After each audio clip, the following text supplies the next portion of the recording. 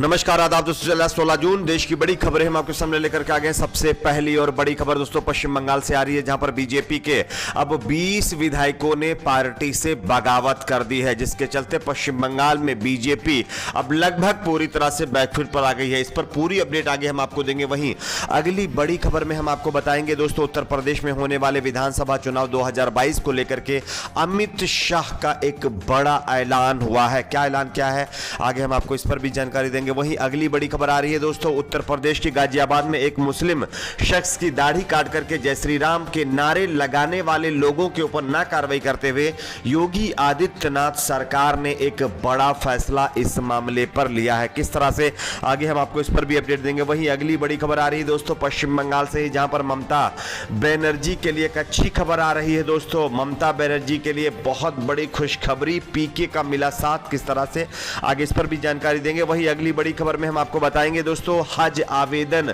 देश की मोदी सरकार ने रद्द कर दिया है। अब आपको हज और उम्रा करने की इजाजत नहीं होगी। इस पर पूरी अपडेट आगे हम आपको देंगे। वहीं अगली बड़ी खबर में हम आपको बताएंगे दोस्तों कि टीएमसी का दामन थामने के बाद मुकुल रॉय को लेकर के एमएचए की तरफ से यानी गृह मंत्रालय की तरफ से एक बड़ा फैसला लिया गया है। किस तरह से, इस पर भी अपडेट देंगे। वहीं अगली बड़ी खबर आ रही है दोस्तों चीनियों को भारतीयों ने बड़ा झटका दिया है, यानी कि हमारे देश में चीन को बड़ा झटका लगा है। चीन की 43% जो प्रोडक्शन है वो डाउन हुआ है। किस तरह से, इस पर भी अपडेट देंगे। वहीं अगली बड़ी खबर आ रही है दोस्तों पंजाब से, जहां पर जो है सिख और मुस्लिमों ने एक तरह से और हिंदुओं ने भाईचारा की मिसाल पेश की है और इसका एक ताजा मामला सामने आया है। इस पर भी अपडेट देंगे। वहीं अगली बड़ी खबर आ रही है दोस्तों इजराइल ने फिर से एक बार गाजा के अंदर अपनी नापाक हरकत कर दी है।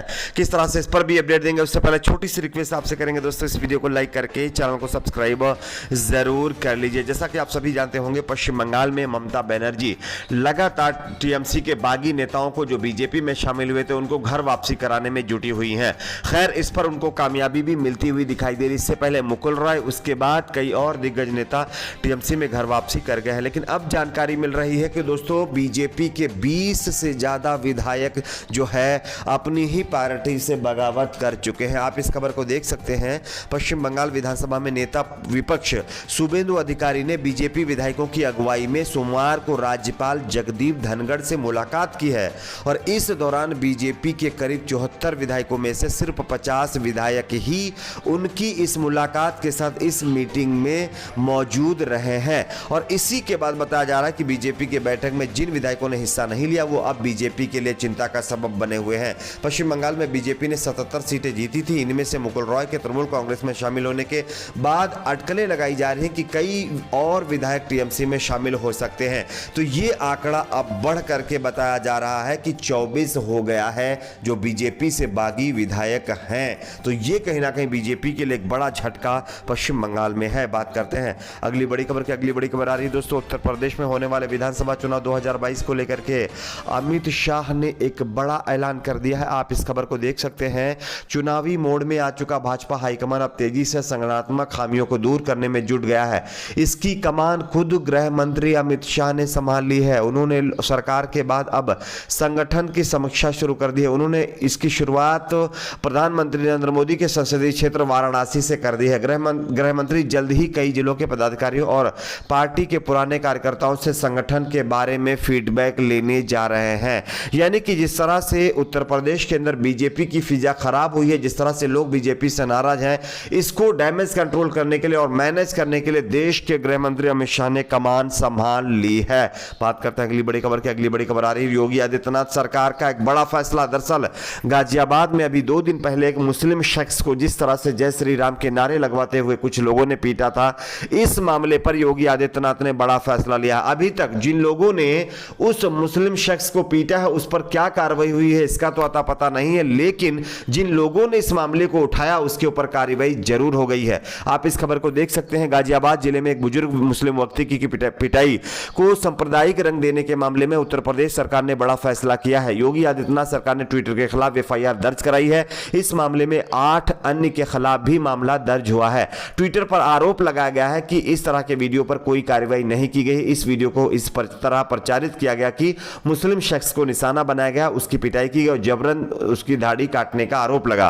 ट्विटर भ्रामक खबरों को मैनिपुलेटेड मीडिया कहता है, लेकिन इस मामले में ऐसा नहीं किया। यह बात बीजेपी की तरफ से कही जा रही है। अब आप सोचिए, जिन लोगों ने उस मुस्लिम शख्स को पीटा है उन पर तो कार्रवाई नहीं हुई है अभी तक, होगी भी तो अभी तक पता नहीं है, लेकिन जिन लोगों ने इस मामले को उठाया उनके खिलाफ कार्रवाई जरूर हो गई है।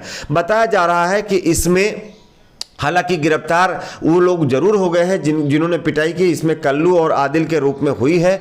इसके अलावा पौली, आरिफ, मुशाहिद और परवेज मुशर्रफ को भी इस सिलसिले में गिरफ्तार किया गया है और इसमें बताया जा रहा है कि कई और लोगों के खिलाफ FIR दर्ज की गई है।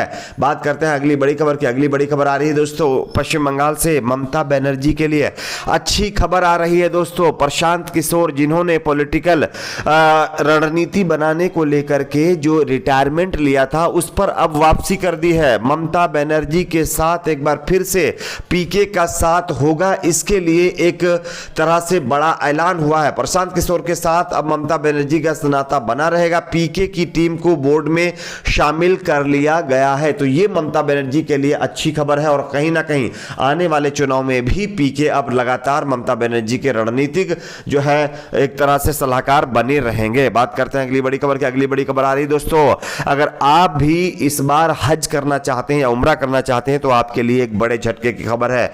आप इस खबर को देख सकते हैं। दरअसल बता दें कि इस साल में कोरोना महामारी के कारण सऊदी अरब सरकार ने दूसरे देशों के श्रद्धालुओं को हज के लिए आने की अनुमति नहीं दी है, इसलिए ये आवेदन निरस्त कर दिए गए हैं। यानी कि भारतीय हज समिति ने हज 2021 के सारे आवेदन रद्द कर दिए हैं। मंगलवार को समिति ने इस निर्णय की जानकारी दे दी है।